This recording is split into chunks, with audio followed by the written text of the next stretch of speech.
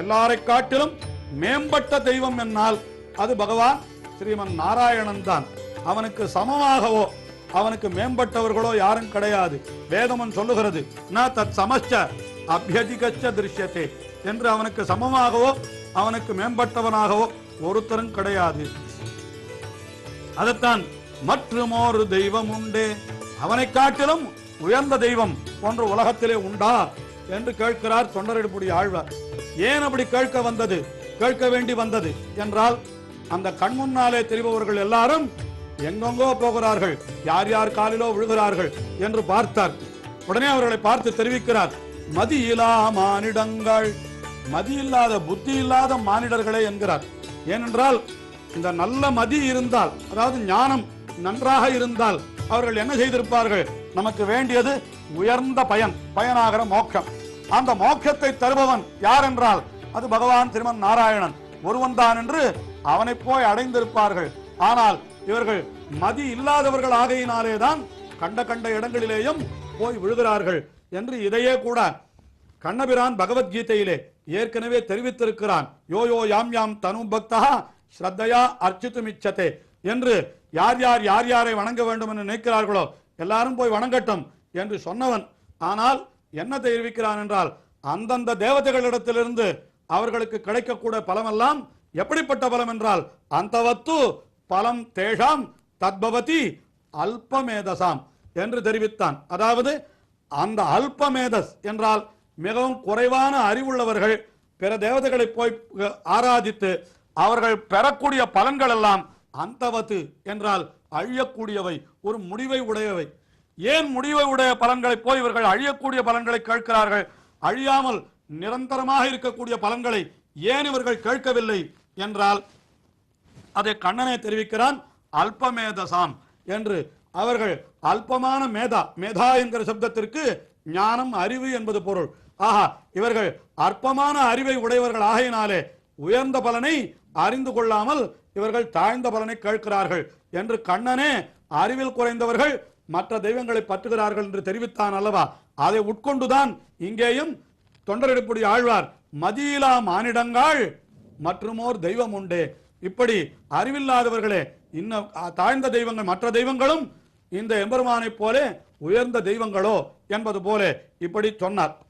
உடனே அவர்கள் என்ன சொன்னார்கள், அப்படி ஒன்றும் எங்களுக்கு குறைவு வந்து விட்டதாக தெரியவில்லையே, நாங்கள் நன்றாக இருப்பதாகத்தானே நினைத்துக் கொண்டிருக்கிறோம் என்று சொல்ல உடனே என்ன தெரிவிக்கிறார், உற்ற போதன்றி நீங்கள் ஒருவன் என்று உணரமாட்டீர். உங்களுக்கு ஒரு கஷ்டம் வந்தால் ஒழிய அப்பொழுதுதான் உங்களுக்கு யார் உகந்தவன், உங்களுக்கு சரியானவன், உயர்ந்த பரதேவத்தை யார் என்பது எப்பொழுது தெரியும் என்றால் உங்களுக்கு ஒரு கஷ்டம் வருகிற பொழுதுதான் தெரியும். ஆனால் கஷ்டம் வருகிற வரை நீங்கள் அதை தெரிந்து கொள்ளாமல் எங்கெங்கோ தெரிந்து கொண்டுதான் இருப்பீர்கள். உற்றபோதன்றி நீங்கள் உற்றபோது என்றால் துன்பத்தை உற்றபோது, துன்பத்தை அடைந்த போதன்றி நீங்கள் ஒருவன் தான் பரதேவத்தை என்பதை நீங்கள் உணர மாட்டீர்கள் என்று தெரிவிக்கிறார். மேலே கிருஷ்ணாவதார சரித்திரம் சொல்ல போகிறது. அதாவது கற்றினம் மேய்த்த எந்தை என்று அவனுடைய சரித்திரத்திலே நாம் எடுத்து பார்ப்போமானால், பாணாசுரன் என்று ஒரு அசுரன், அவன் என்ன செய்தான், ருத்ரனை ஆராதித்து அவனை தனக்கு பாதுகாப்பாக பெற்றான். ருத்ரனும் என்ன செய்தான், உனக்கு ஒரு வாட்டமும் வாராதபடிக்கு என் குடும்பத்தோடு இருந்து உன்னை நான் ரட்சிக்கிறேன் என்று தெரிவித்திருந்தான். ஆனால் என்ன ஆயிற்று, அந்த பாணாசுரனுக்கு ஒரு யுத்தம் செய்வதற்காக கண்ணன் வந்த பொழுது கண்ணனோடு யுத்தம் செய்வதற்கு முதலிலே இந்த ருத்ரனும் அவனுடைய பரிகரங்களும் தான் வந்தன. ஆனால் என்ன ஆயிற்று என்றால் எல்லோரும் தோற்று ஓடி போனார்கள். கடைசியிலே பாணாசுரனுடைய 1000 கரங்களையும் கண்ணபிரான் அறுத்து விட்டான் என்றெல்லாம் சரித்திரம் சொல்லப்படுகிறது. இப்படி ஏதாவது நடந்தால் ஒழிய உங்களுக்கு அந்த கண்ணனுடைய பெருமை தெரியாது என்பது போல ஊற்றபோதன்றி நீங்கள் ஒருவன் என்று உணரமாட்டீர் என்று தெரிவித்தார். உடனே ஆழ்வாரை பார்த்து, இப்பொழுது என்னதான் செய்ய வேண்டும் என்கிறீர், நீர்தான் சொல்லுமே என்று கேட்க, அற்றம் மேல் ஒன்று அறியீர்.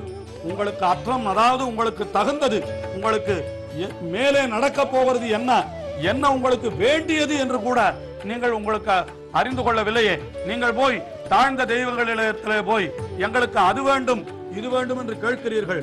அந்த தெய்வங்களும் உங்களுடைய முகம் கோணக்கூடாது என்பதற்காக நீங்கள் கேட்டவற்றையே கொடுத்தாலும் அதனால் உங்களுக்கு தீங்குதான் விளைகிறது. ஆனால் எங்கள் எம்பெருமானோ அவனிடத்திலே போய் நீங்கள் எதை கேட்டாலும் நீங்கள் கேட்கிற பொருளானது உங்களுக்கு நன்மையை விளைக்குமா அல்லது தீமையை விளைவிக்குமா என்று ஆராய்ந்து பார்த்து அது உங்களுக்கு நன்மை விளைவிப்பதாக இருந்தால் மட்டுமே கொடுப்பான். தீமை விளைவிப்பதாக இருந்தால் அவன் கொடுக்கவே மாட்டான். நெருப்பை விடாதே குழவி விழ வருந்தினாலும் தடாதே ஒழியுமோ தாய் என்கிறார் அருளாள பெருமாள் பெருமானார் என்கிற ஆச்சாரியர் ஞானசாரம் என்கிற நம்முடைய அற்புதமான கிரந்தத்திலே.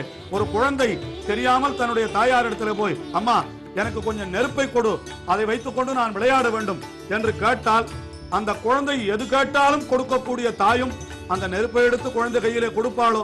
இந்த நெருப்பினாலே குழந்தைக்கு தீங்கு விளையும் என்கிறது அந்த குழந்தைக்கு தெரியாது. ஆனால் தாய்க்கு தெரியுமாகையினாலே குழந்தை கேட்டாலும் தாய் கொடுக்க மாட்டாள் அல்லவா? அது போலத்தான் பரமாத்மாவான பகவான், அவன்தான் மேல் அற்றம் அறிந்தவன். அதாவது நமக்கு எது நன்மை எது தீமை என்பதை அறிந்தவன். ஆகினாலே அவன்தான் அறிவான். ஆகினாலே நீங்கள் என்ன செய்ய வேண்டும்? அவனைத்தான் போய் நீங்கள் பற்ற வேண்டும். அற்றமேலொன்று அறியீர், அவன் அல்லால் தெய்வமில்லை. அவன் ஒருத்தன் தான் தெய்வம் என்னால், அதாவது பரதெய்வம் அவன்தான். மற்ற தெய்வங்கள் அத்தனை பேரும் அவனுக்கு கீழ்ப்பட்டவர்களே அன்றி வேறில்லை என்ப பரன் திறமன்றி பல்லுலகீர் தெய்வம் மற்றில்லை பேசுமினே என்று நம்மாழ்வாரும் கூட திருவாய்மொழியிலே அருளி செய்திருக்கிறார். அப்ப மற்ற தெய்வங்கள் எல்லாம் எதற்காக வைத்திருக்கிறான் என்று கேட்டால், அது இருக்கும் இறை இருத்துண்ண எவ்வுலகுக்கும் தன் மூர்த்தி நிறுத்தினான் தெய்வங்களாக அத்தெய்வநாயகன் தானே என்றெல்லாம் நம்மாழ்வார் அருளி செய்துள்ளார். ஆக தொண்டரடிப்புடி ஆழ்வார் இங்க என்ன தெரிவிக்கிறார் என்றால், அவனல்லால் தெய்வம் இல்லை, அந்த கண்ணனை காட்டிலும் கண்ணனல்லால் இல்லை கண்டீர் சரண் என்று நம்மாழ்வார் அருளி செய்தது போல இங்கே தொண்டரடிப்புடி ஆழ்வார் அவனல்லால் தெய்வமில்லை என்கிறார். சரி, எங்கே சென்று அவனை பற்ற வேண்டும் என்றால், கற்றினம் மேய்த்தவெந்தை என்று நமக்காக அவன் இங்கே வந்து கன்றுகளை மேய்த்தானாம். இந்த கற்றினம் என்னால் அந்த பசுக்களை காட்டிலும் கண்ணபிரான் மிக விரும்பி இருப்பது கன்றுகளைத்தானாம். ஏனென்றால் அந்த கன்றுகள் தான் தங்களை தாங்களே காத்துக்கொள்ள வல்லமை இல்லாதவை. பசுக்கள் கூட தங்களை தாங்களே காத்துக்கொண்டு விடுமாம். ஆனால் கன்றுகளுக்கு அது கூட தெரியாதாம். அப்படி இருப்பவர்களை ரட்சிப்பதுதான் பகவானுடைய தன்மை. ஆகையினாலே அவன் என்ன செய்கிறான்னா, கற்றி நம்மை தயந்தை, அப்படிப்பட்ட எம்பெருமானுடைய கழலினை பணிமின் நீரே, அந்த எம்பெருமானுடைய திருவடிகளை போய் நீங்கள் பணியுங்கள். அவன் சரம ஸ்லோகத்திலே சொன்னானே, சர்வதர்மான் பரித்யஜ மாம் ஏகம் சரணம் பிரஜ, என்னுடைய திருவடிகளை பற்றுங்கள் என்று அவன் சொன்ன வார்த்தை. இங்கே தொண்டரடிப்புடி ஆழ்வார் அந்த கண்ணனுடைய திருவடிகளை நீங்கள் பற்றுங்கள் என்று நமக்கு அவர் எடுத்து உபதேசிக்கிறார். கற்றினம் மேய்த்தயந்தை கழலினை பணிமின் நீரே. ஆக அந்த எம்பெருமானுடைய திருவடிகளை நீங்கள் பணிந்து விட்டீர்களானால் உங்களுக்கு நன்மையை தவிர வேறு எதுவுமே கிடையாது என்று இப்படி நமக்காக அப்படி உபதேசிக்கிறார். ஆயினாலே நாம் எல்லோரும் தொண்டரடிப்புடி ஆழ்வாருடைய திருவாக்கை உணர்ந்து அந்த எம்பெருமானுடைய திருவடிகளை அடிபணிந்து ஓய்வு பெற வேண்டும். இன்னும் நமக்கு தொண்டரடிப்புடி ஆழ்வார் உபதேசிக்கக்கூடிய அர்த்தங்கள் உண்டு. தொடர்ந்து அனுபவிப்போம்.